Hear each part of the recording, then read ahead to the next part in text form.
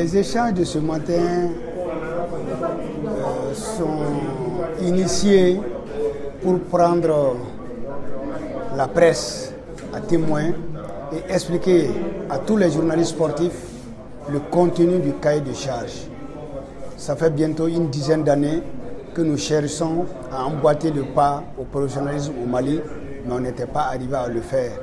Maintenant que les dispositions sont prises pour que la saison 2024-2025 soit la première saison du football professionnel au Mali, le cahier de charges qui a été adopté par le comité exécutif de la fédération, il était normal, il était naturel que la presse soit parmi les premiers à être imprégnés de ce cahier, de ce contenu.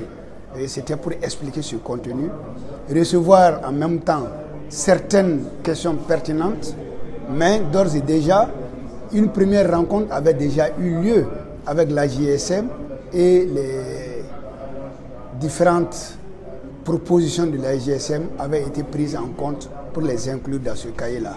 Et j'ai été très satisfait que la presse ait vraiment très apprécié ce document-là.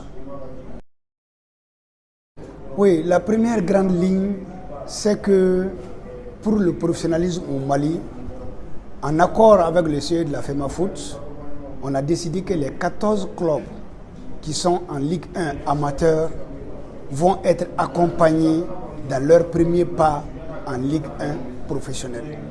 Il fallait prendre cette décision pour rentrer de plein pied dans le professionnalisme, sinon il fallait mettre d'abord le cahier de charges en application. Et ce cahier de charges, nous avons décidé de prendre tous ces clubs-là et de les aider à remplir les critères un à un. Donc ça, c'était la première décision.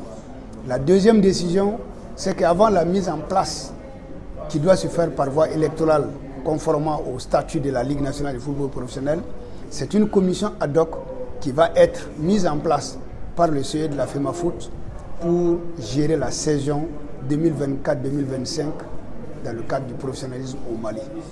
Troisième chose, c'est que les clubs vont soumettre les projets de contrat avec leurs joueurs pour que la commission ad hoc vérifie si vraiment les critères qui concernent la protection des joueurs et de tous les salariés, si ces critères-là sont bien remplis. Donc il y a beaucoup de choses qui sont dans ce cahier, mais les trois principales sont celles que je viens de vous dire.